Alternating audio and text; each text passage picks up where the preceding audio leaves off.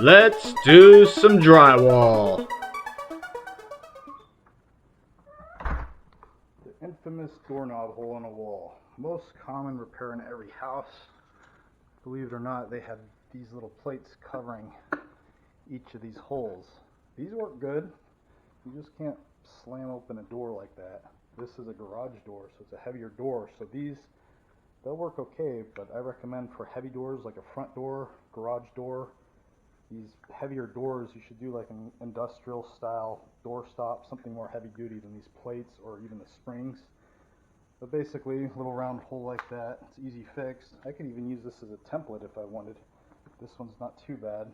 So first things first, get some masking on the floor. I'm going to go ahead and cut this out, add some sheetrock. Keyhole saws work good for this.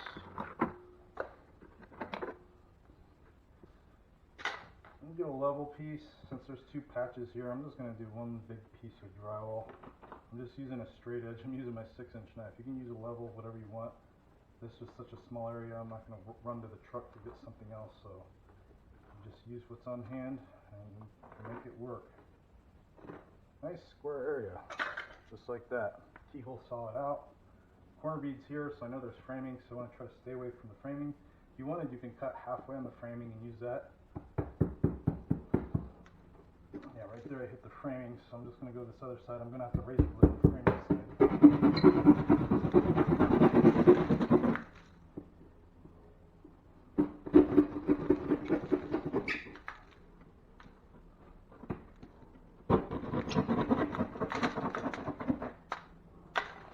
My line's right on the edge of the framing, so I'm going to kick it over another 1/4 to 1/2 inch. That way I'm in the center of the framing and I have something to screw to on the right side. Scoring it a few times so I get nice and deep. Gotta go through the garage sheetrock. There you go, center. Just clean it up with the razor blade. Get all that stuff out of there. Just like that. Easy peasy. Add a piece of wood here, backing, 2x4, 2x1, whatever you got. Just get it in there. This gives us something to screw to. Make sure it's sitting flush on the sheetrock. No pieces of debris behind it. You want it to sit nice and flush. Halfway through, put some screws in it. Make sure you cut your screws. Alright. Now you can cut your sheetrock. This is an old job, so this is perfect. I usually don't keep scraps like this, but it is like meant to be true here. It's almost perfect size for this. Just line it up, cut it, snap it.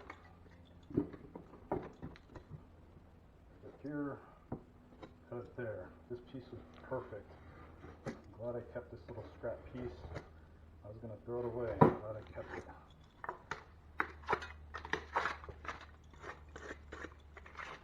Rasp your rough edges if need be, razor blade, or if you have it, you can use an actual rasp. All it does just makes this cut edge nice and clean, takes all the ridges, ruggedness off of it. You can do the same thing with the razor blade. Tight fit, I'll just follow the razor blade on the edge. Alright, add some screws, tighten it up. Add plenty of screws. You need screws on the top and bottom.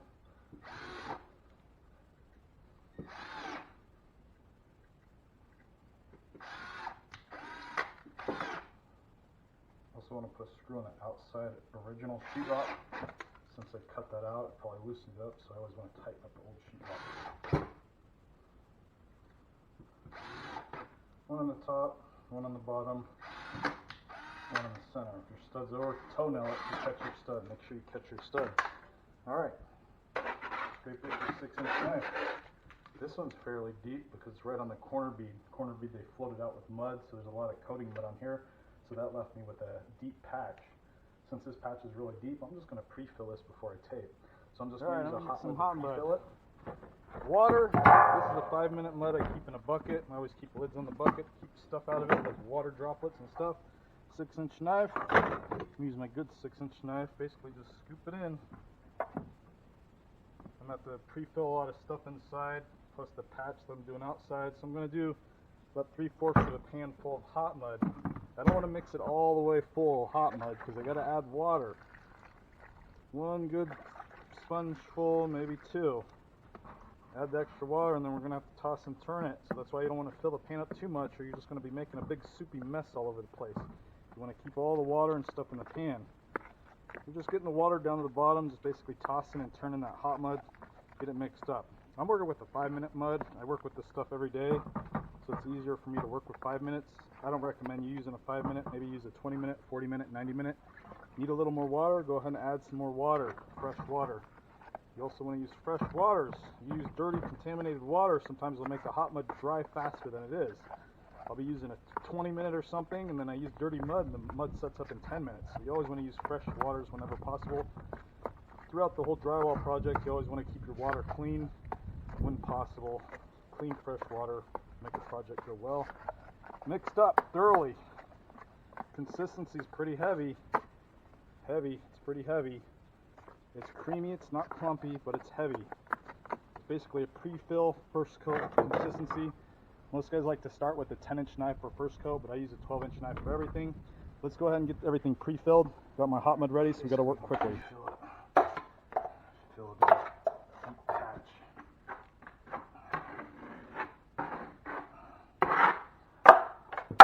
Then you can turn on fiberglass that way, tape's still wet, basically go over the seams. Sometimes it's easier, small patch like this, instead of doing a horizontal piece, I'm just going to basically cover the whole patch in vertical pieces, making sure they all overlap each other so there's no gaps.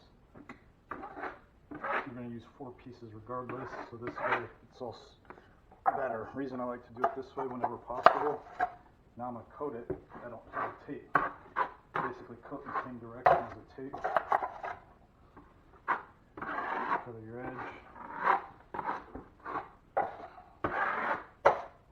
rid of your extra mud. Go ahead and clean up your mud and let that set up. It's a 5-minute mud, so it's going to set up quickly. Then we're going to take a sponge, follow it with a sponge to slick it out, and then we're going to follow through with the second coat. But while that's drying, get your tools cleaned out. You have to do this with all hot muds. Joint compounds are different. Joint compounds you let dry overnight, and then you turn around and sand them the next day. With hot muds, they set up quickly. You have to do this process, sponging and slicking out. Basically getting rid of the edge here. Then I'm going over it with the sponge, taking a straight 6-inch knife, and I'm slicking it out. You can go the opposite direction you coated in, no problem. But you're basically taking the extra material off there. You're pushing down, you're taking the extra material off. Get rid of that edge, basically just slicked it out real quick. It almost looks like a second coat. But now you can ready for a second coat. With this, I'm just going to do joint compound because I have stuff that I'm doing inside and I'm going to come back. So I'm going to come back tomorrow and texture it. So next step here is going to do a second coat. I'm going to take the second coat past my first coat. Alright, so I'm I'm using joint compound. This is joint compound that was in a box. I just dumped it in the bucket. The mud right out of the box is really, really heavy, so I like to add a little bit of water. Use fresh water. I already put a sponge of water in there, about a sponge, no more than a sponge. You don't want to make it creamy and wet, make a big mess with your coating, so you're just adding enough water to make it nice and creamy. I use a mud mixer like this, a hand beater, potato masher. It's easier. You can also use a drill method with a mixer, running extension cords, cordless, whatever you want to do. I use this in the field. Since I'm doing a first coat, I don't have to make this like pancake, creamy, whipped mud like I would for texture. It just needs to be mixed up because I'm going to do a first coat.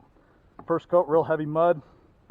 So we're just going to get everything first coated today with the joint compounds. It's later in the day. It's about 4 p.m. So I'm just late in the day, into my work day, last job. So I'm just going to finish it off here with the first coat and come back tomorrow and do the second coat with hot mud and texture. Let's go ahead and get this mixed up. I'm going to show you how I mix up joint compounds right out of from the box into the bucket. I like to dump it in there. Some guys like to mix in the bucket. Some guys like to mix in the box. I don't like to mix in the box because it's in a plastic, and if you rip the plastic, you're making a big mess. So I like to just work out a nice bucket so I don't make a big mess. Let's go ahead and get this all mixed up. So Some guys like to mix on the ground. I'm working off my tailgate so it's easier, so I can use a short handle. You're just basically getting that stopper down to the bottom, getting some of that water down the bottom. The mud's really thick, so you're just making it, get it mixed up, put a little bit of elbow grease behind it. It's a good workout. Really get it picked up. You don't have to get crazy with mixing up, but you want to get it nice and creamy. You don't want no clumps in the mud. I'm going to coat everything just using a 12-inch. Some guys like to use a 10-inch knife, but I just use a 12-inch.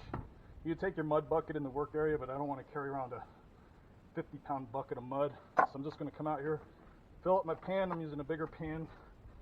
So I'm just using the stomper almost to scoop it up. That's how thick the mud is. Scooping it right in.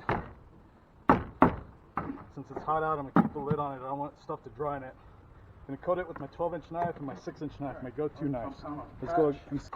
Basically like the first coat, but I'm going to go past my first coat.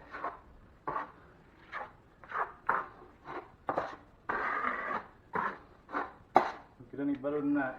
We're going to let this dry since we're coming back tomorrow to do other stuff in the house. Then we'll come back tomorrow and lightly sand this, sponge the edge, feather the edge they call that, and then we're going to do the spray texture on that. But that one's been pretty much done here. For extra mud, you don't want to waste joint compounds, so that's why you want to put it in a cap bucket.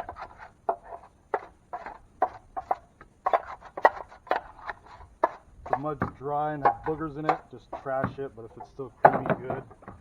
I like to scrape the sides of the bucket and then just add water on top of it. They call this capping it off. Just run sponge on the side to get all that caked up mud off the sides, and add some water on top. You want the water to cover the mud.